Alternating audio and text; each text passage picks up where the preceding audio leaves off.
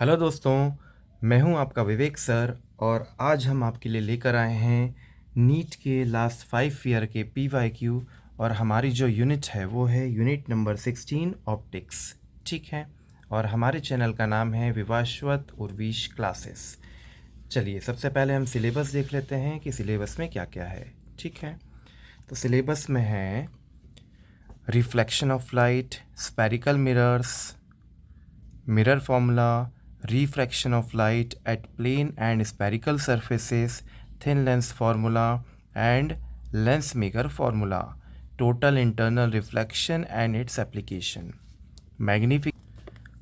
power of lens, combination of thin lenses in contact, refraction of light through a prism, microscope and astronomical telescope, reflecting and refracting and their magnifying powers। Wave optics में क्या क्या है? Wave front and Huygens principle, laws of reflection and refraction using Huygens principle, interference, Young's double slit experiment and expression of fringe width, coherent sources and sustained interference of light, diffraction due to single slit, width of central maximum, polarization, plane polarized light, Brewster's law, uses of plane polarized light and polarized। ठीक है, तो ये रहा हमारा syllabus. चलिए अब जल्दी से हम स्टार्ट करते हैं हमारे क्वेश्चंस। तो हमारा जो फर्स्ट क्वेश्चन है वो आया हुआ है नीट 2020 में। क्वेश्चन क्या बोल रहा देखते हैं। An object is placed on the principal axis of concave mirror। Concave mirror के प्रिंसिपल एक्सिस पर ऑब्जेक्ट प्लेस किया है at a distance of 1.5 f, मतलब जो u का वैल्यू है, ऑब्जेक्ट डिस्टेंस है वो कितना है 1.5 f है। फिर क्या है f क्या है फोकल लेंथ है। इमेज विल बी, इमेज का वैल्यू पूछा है, तो अगर ऑब्जेक्ट f के फॉर्म में आ रहा है तो इमेज भी f के ही फॉर्म में आएगा। अगर हमारा कॉन्केव मिरर है तो फोकल लेंथ को हमें माइनस साइन के साथ कंसीडर करना पड़ेगा। ठीक है, चाहे वो कॉन्केव मिरर हो चाहे कॉन्केव लेंस हो, दोनों की फोकल लेंथ क्या होती है बच्चों, नेगेटिव होती है। ठीक है ना, मिरर फॉर्मूला यूज़ करेंगे 1/v plus 1/u is equal to 1/f। ठीक है, अब वैल्यूज़ पुट करते हैं कॉन्केव मिरर के लिए। कौन से मिरर के लिए? कॉन्केव मिरर के लिए 1/f, ऑब्जेक्ट डिस्टेंस नेगेटिव हो जाएगा तो माइनस ऑब्जेक्ट डिस्टेंस क्या दिया है 1.5 f, तो यहाँ पर लिखेंगे 1/1.5 f और is equal to focal length भी हम नेगेटिव ही कंसीडर करेंगे क्योंकि हमारा जो कॉन्केव लेंस है उसका फोकल लेंथ नेगेटिव होता है। ठीक है, चलिए बस अब इक्वेशन सॉल्व कर लेते हैं। 1/v, ये इधर नेगेटिव है उधर जाएगा तो प्लस हो गया, that will be 1/f plus ये हो जाएगा 1/1.5 f। ठीक है, इसमें कॉमन क्या दिख रहा 1/f, ले लो common. 1/v is equal to 1/f common ले लिया, यहाँ बचेगा -1 प्लस यहाँ बचेगा 1/1.5, LCM ले लेते हैं। ठीक है ना, तो ये हो जाएगा 1/v is equal to 1/f, ये LCM आया 1.5। ठीक है, तो ये आ जाएगा -1.5 और +1। ठीक है, चलो तो ये हो जाएगा 1/v is equal to 1/f, -1.5 + 1 कितना बचा, -0.5 बचा, डिवाइडेड बाय कितना 1.5, ब्रैकेट बंद। देखो ज़रा डेसिमल से डेसिमल हो गया कैंसिल, तो हमारे पास जो वैल्यू निकल कर आएगी वो आ जाएगी 1/f is equal to 5 divided by 15, 5 1 ज़ा 5, 5 3 ज़ा 15। तो 1/v का जो वैल्यू आया, माइनस साइन है इसमें, हाँ, तो 1/v का जो वैल्यू आया वो कितना आया -1/3 इंटू f करो 3f, क्रॉस मल्टीप्लाई कर दो तो v इज इक्वल टू आ जाएगा -3f। तो हमारा जो इमेज का वैल्यू आया वो आया -3f। ठीक है, समझ में आया? Option number A is the right answer of the question number first. ठीक है, समझ में आया? चलिए नेक्स्ट क्वेश्चन देखते हैं। हमारा जो नेक्स्ट क्वेश्चन है वो आया हुआ है नीट 2022 में। क्वेश्चन क्या बोल रहा देखते हैं। A light ray falls on a glass surface, एक ग्लास सरफेस है और इस पर ये नॉर्मल है, इस पर एक लाइट रे फॉल हुई, ठीक है, ऑफ रिफ्रैक्टिव इंडेक्स √3। तो इस ग्लास सरफेस का रिफ्रैक्टिव इंडेक्स कितना है? √3 है। At an angle of 60 degree, कितने डिग्री पर हुई? 60 डिग्री पर हुई, ठीक है। अब रिफ्लेक्शन में हमने पढ़ा था कि जितना एंगल ऑफ इंसिडेंस होता है उतना ही एंगल ऑफ क्या हो जाएगा? रिफ्लेक्शन हो जाएगा। तो अगर एंगल ऑफ इंसिडेंस 60 है तो एंगल ऑफ रिफ्लेक्शन भी कितना हो जाएगा? 60। और ये रिफ्रैक्टिव इंडेक्स कितना है? √3। The angle between the refracted रे एंड रिफ्लेक्टेड रे, तो ऐसा किया और लाइट रिफ्लेक्ट भी हुई और रिफ्रैक्ट भी हुई, ठीक है। ये वाला एंगल क्वेश्चन पूछ रहा, ये, ठीक है, यहाँ से लेकर यहाँ तक। तो पहले हम ये वाला निकाल लेते हैं।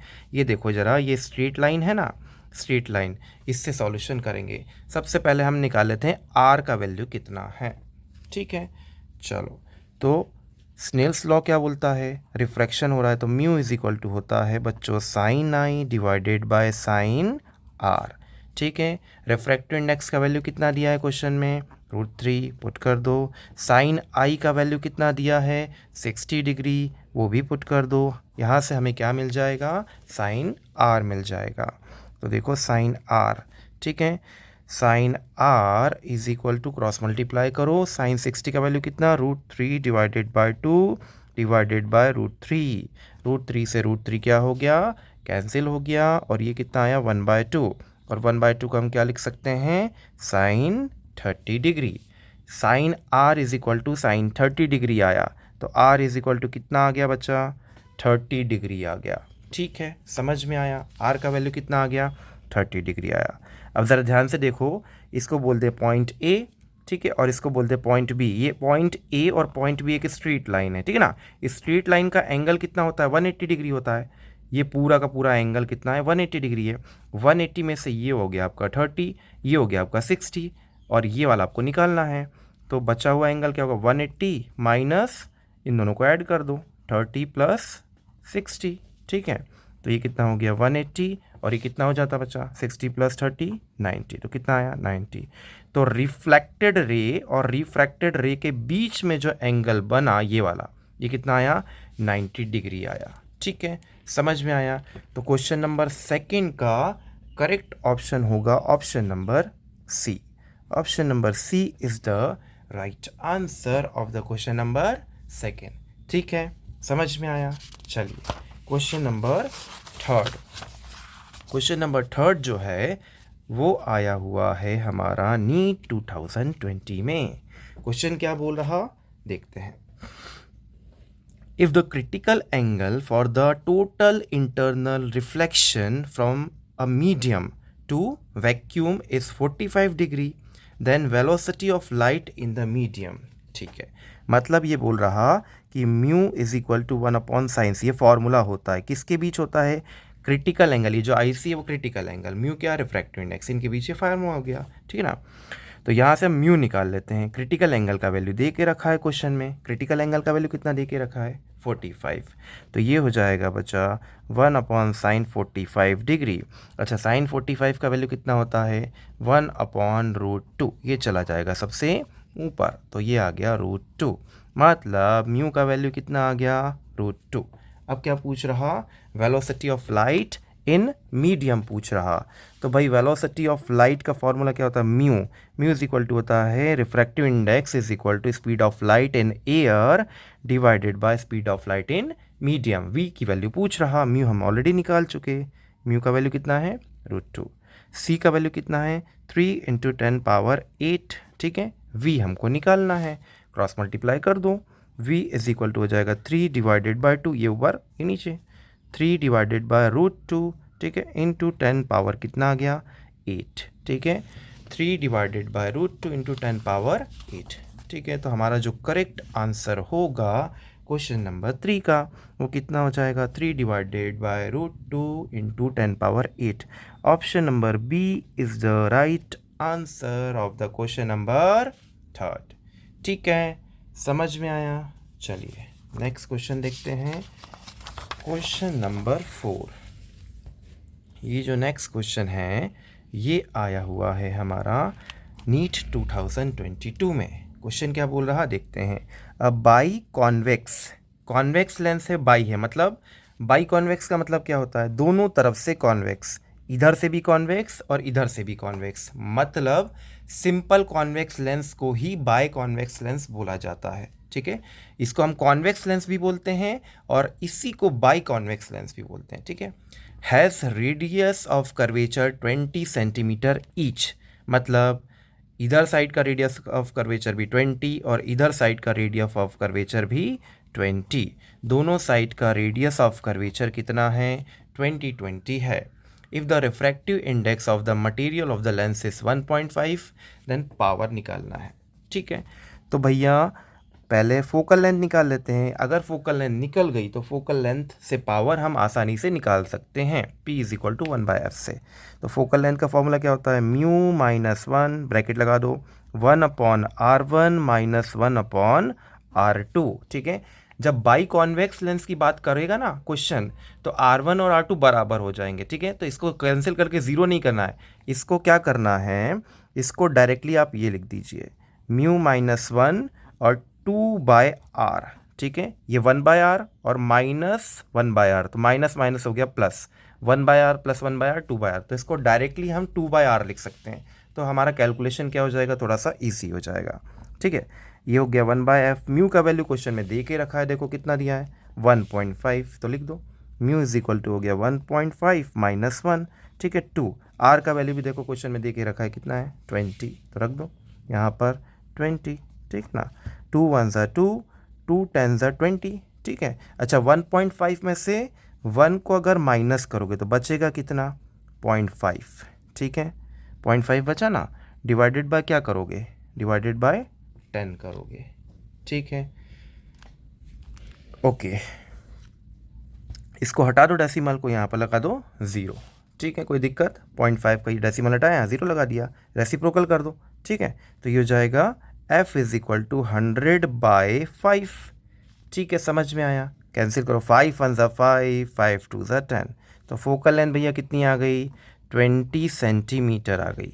ठीक है, अब फोकल लेंथ आ गई तो हम आसानी से क्या निकाल सकते हैं, पावर इज इक्वल टू होता है 1/f। ठीक है, ये हो गया, अगर मीटर में गिवन है, सेंटीमीटर में लिखोगे तो कितना लिखोगे, 100/f, यहाँ पर ही 100 कर दो, 100/f, क्योंकि मीटर में करना है और हमारी जो फोकल लेंथ है वो कैसी है, सेंटीमीटर में है। 20 1 ज़ा 20, 25 ज़ा 100, तो P इज इक्वल टू कितना आ गया बच्चा, 5D। D क्या होता है, पावर का यूनिट होता है। ठीक है, समझ में आया। तो हमारा जो क्वेश्चन नंबर 4 है उसका करेक्ट आंसर क्या आ जाएगा, 5D। Option number C is the right answer of the question number 4। ठीक है, समझ में आया। चलिए अब लास्ट क्वेश्चन देखते हैं, क्वेश्चन नंबर 5। ये जो है ये आया हुआ है नीट 2023 में। क्वेश्चन क्या बोल रहा देखते हैं। In a figure shown here what is the equivalent focal length of the combination. ये जो फिगर है इसमें इक्विवेलेंट फोकल लेंथ पूछा है। ठीक है, तो ये जो कॉन्वेक्स लेंस है ना बीच में, और ये शायद वाटर जैसा कुछ है, तो कॉन्वेक्स लेंस जो होता है अगर हम किसी वाटर में डाल देते हैं तो वो कॉन्केव लेंस की तरह बिहेव करता है, मतलब उसका जो है क्या निकाला है, फोकल लेंथ नेगेटिव आएगी, तो ये प्लस वाली तो हम कैंसिल कर सकते हैं डायरेक्टली। ठीक है, अब देखो ज़रा ध्यान से, ये जो है ये एक सरफेस बन रही है, एक सरफेस प्लेन, ये ठीक है, इस पूरे को हम पार्ट नंबर 1 बोल देते हैं, ये वाला पार्ट, इसको बोल दिया पार्ट नंबर 1। इसकी फोकल लेंथ निकालेंगे। फिर ये बीच वाले कॉन्वेक्स लेंस, ये हो गया पार्ट नंबर 2, इसकी फोकल लेंथ हम अलग से निकालेंगे। फिर ये थर्ड वाला पार्ट दिख रहा है, ये थर्ड वाला, तो ये थर्ड वाले पार्ट की भी फोकल लेंथ हम अलग से निकालेंगे। ठीक है, ऐसे हमारे पास कितने पार्ट हो गए, 3 पार्ट हो गए। तो फर्स्ट पार्ट की फोकल लेंथ हम बोलेंगे f1, थर्ड पार्ट की फोकल लेंथ बोलेंगे f3 और सेकेंड पार्ट की फोकल लेंथ बोलेंगे f2। ठीक है, अब यहाँ पर अगर फर्स्ट पार्ट देखें तो एक सरफेस इसकी कॉनकेव जैसी दिख रही है और एक सरफेस प्लेन जैसी दिख रही है, तो प्लेन सरफेस का रेडियस ऑफ कर्वेचर इन्फिनिटी होता है। ठीक है, और सेम यहाँ पर थर्ड सरफेस भी देखो, 1 और 3 सिमेट्रिकल सरफेस हैं। यहाँ पर भी देखो कॉनकेव और यहाँ पर प्लेन, तो प्लेन सरफेस का रेडियस ऑफ कर्वेचर हो जाएगा इन्फिनिटी और ये हो जाएगा कॉनकेव सरफेस। ठीक है, तो एक का निकालेंगे और दूसरे का भी बोल देंगे सिमिलरली वैसा ही है। चल देखो तो 1/f1 बोल दिया फर्स्ट सरफेस का। ठीक है, सारी वैल्यूज क्वेश्चन में दे के रखी हैं। इस वाली सरफेस का रिफ्रैक्टिव इंडेक्स कितना है 1.6, तो लिख दो। अच्छा पहले फॉर्मूला देख लेते हैं, mu minus 1/r1 minus 1/r2, ये वाला फॉर्मूला हम यूज़ करेंगे। ठीक है ना, ये लेंस मेकर फॉर्मूला है। तो 1/f1 इज इक्वल टू कितना हो गया बच्चा, ये हो जाएगा 1.6। ठीक है ना, रिफ्रैक्टिव इंडेक्स दे के रखा है, -1 कर दो। ठीक है, अच्छा एक रेडियस ऑफ कर्वेचर कैसी है, इन्फिनिटी है। पहली वाली कैसी है, इन्फिनिटी, और दूसरी वाली कैसी है, कॉनकेव है। तो 1/ हमने अभी बताया था कि radius of curvature plane surface की कैसी होती है, इन्फिनिटी होती है। -1/, ये कितना हो गया, 20 हो गया। समझ में आया? ठीक है ना, चलो अब देख लो, इसको सॉल्व ही करना है बस। 1/f1 1.6 में से 1 माइनस करोगे तो कितना बचा, 0.6। ये तो 1/∞ हो गया 0। ठीक है, मल्टीप्लाइड कर दो किसका, -1/20 का। इसको सॉल्व करते हैं, minus into plus minus, 6 divided by, point हटा के 0 नीचे बढ़ा देते हैं, तो 6 डिवाइडेड बाई कितना आ गया बच्चा, 200 आ गया। इसको थोड़ा सा कैंसिल कर देते हैं 2 से, 2 3 6 और ये हो जाएगा 100, -3 बाई कितना आ गया, 100 आ गया। ठीक है, तो अभी हमारा जो फोकल लेंथ f1 का वैल्यू आया -3/100, वही हम क्या बोल देंगे f3 का भी है। तो f1 is equal to f3 is equal to क्या लिख देंगे हम, -100/3। रेसिप्रोकल करेंगे ना, 1/f1 है तो इसको रेसिप्रोकल करेंगे तो 100/3 आएगा। ठीक है भैया, इतना समझ में आ गया? ठीक है, ओके। और अब हमें निकालना है f2 का। तो f2 ज़रा ध्यान से देखो तो कॉन्वेक्स सरफेस है, और कॉन्वेक्स सरफेस का अभी हमने बोला था कि क्या होता है, radius of curvature 1/f2 is equal to, formula लगाओगे μ-1, ब्रैकेट में हमने बोला था दोनों सरफेस कॉन्वेक्स हैं तो 2/r डायरेक्टली लिख देंगे। तो ये हो जाएगा f2 इज इक्वल टू, इसका म्यू देखो ज़रा कितना दिया है, 1.5 दिया है। ठीक है ना, तो यहाँ पर लिख दो 1.5 -1 2, और इसका रेडियस ऑफ कर्वेचर कितना है, ये 20 है। ठीक है, इतना समझ में आया?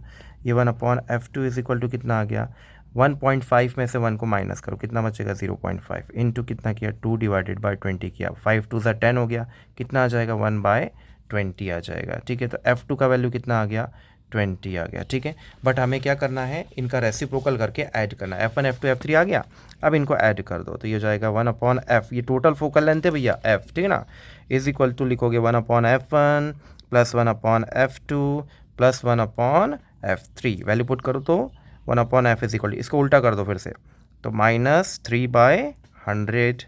ठीक है, प्लस ये कितना हो जाएगा 1/20। ठीक है, और -3/100। ज़रा सॉल्यूशन करो इसका, ये हो जाएगा कितना, एलसीएम कितना आया भैया, एलसीएम आया 100। ठीक है, -3 एज इट इज़ रखा, 25 100 होता 5 कर दो, -3 एज इट इज़ कर दो, 3 3 6 और 5 कितना बचा, -1। तो 1/f इज इक्वल टू -1/100। तो फोकल लेंथ कितनी आ गई, फोकल लेंथ आ गई -100। देखो माइनस में आई ना फोकल लेंथ, तो हमने क्या देखा था कि कॉन्वेक्स लेंस अगर होगा तो फाइनली आंसर माइनस में ही आएगा। देखो माइनस मतलब वो कॉन्केव लेंस की तरह बिहेव करता है। तो फाइनल फोकल लेंथ कितनी आई, -100 आई। तो -100 हमारा जो है वो है option number A. Option number A is the right answer of the question number 5। ठीक है, समझ में आया? चलिए आज के लिए इतना ही। पसंद आए तो लाइक शेयर और सब्सक्राइब ज़रूर करिएगा। Thank you.